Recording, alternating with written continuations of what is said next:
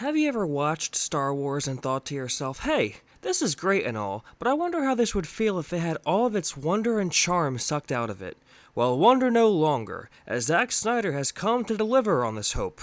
I know this review is coming a few days late. I was preoccupied with a variety of Christmas activities.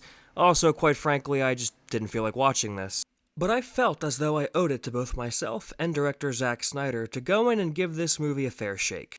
A little bit of personal history for context. I quite liked Snyder's early films. I have also been a passionate Man of Steel defender for the better part of the last decade, and I also think his version of Justice League, the true version, is one of my favorite comic book films of all time. I think he's an extremely likable individual who is brimming with creativity, and he does give his all to every project he's ever taken on. That being said, his last Netflix film, Army of the Dead, was, without hyperbole, the worst major blockbuster I've seen in the last few years. I still remember going to the theater to watch it back in 2021. I was completely dumbstruck. Somehow, it had taken an interesting premise and completely wasted it, while also wasting a great cast. Even the visuals, which is usually a high point for Snyder, look downright awful. Snyder has become his own director of photography and has implemented a dream lens style of filming, which was first seen in the highly unnecessary epilogue of the Snyder Cut. I'm not a fan of this creative choice. I think it makes everything look really cheap. More on this later. So needless to say, I was not super optimistic about Rebel Moon. I remember hearing about this idea years back when it was originally pitched as a Star Wars standalone story to Disney, which they promptly shot down.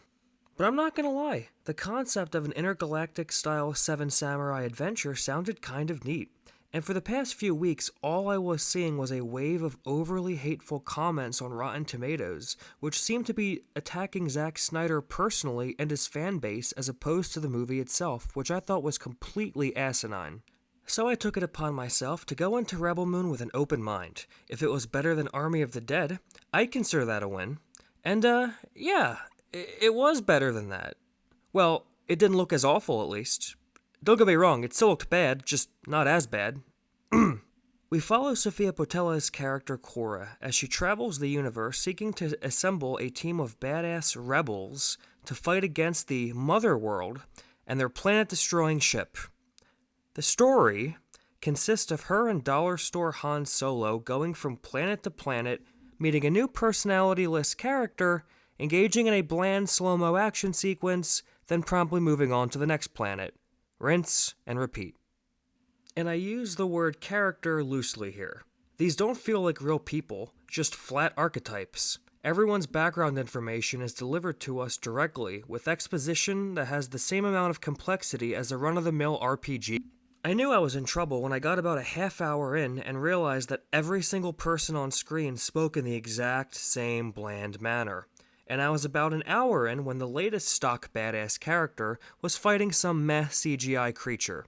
I realized that I was watching a character I had just met, fighting a creature I had just encountered, over a kid who I didn't know.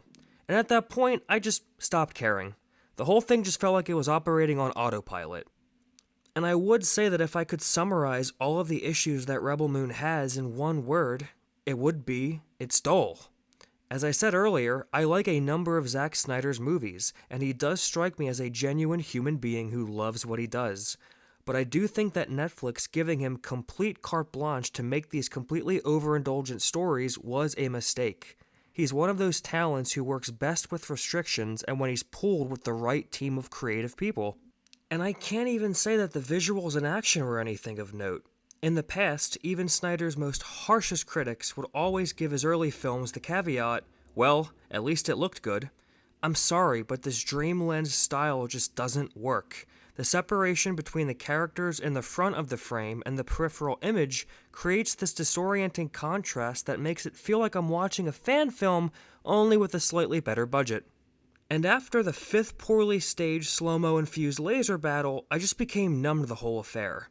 It doesn't help that I couldn't care less about any of the people I was watching on screen. There was one point where one of them makes a huge dramatic sacrifice, and it's just so over-the-top cheesy I couldn't help but laugh. Who knows, maybe this team is more fleshed out in the real version of Rebel Moon that will be released on Netflix next year. But honestly, who cares? There's nothing in this plot as it stands for me to latch onto emotionally. I have no interest in watching an extended cut of this dull slog. And I'm also tired of repeatedly giving this out to Snyder, because it's become painfully evident that he is incapable of telling a coherent 2.5 hour narrative without relying on a future R-rated cut to redeem the movie. Between this and Napoleon, I hope studios realize that this BS method of releasing half-finished movies will only anger audiences and not create any desire to watch the longer cut in the future. Guys, I'm not going to yammer on for too much longer, because there's only so many ways to say that Rebel Moon just doesn't work. It's a dull, half-finished slog of a film with bland characters and tiring action sequences lacking any real excitement. Avoid it like the plague. I'm gonna give Rebel Moon a D-.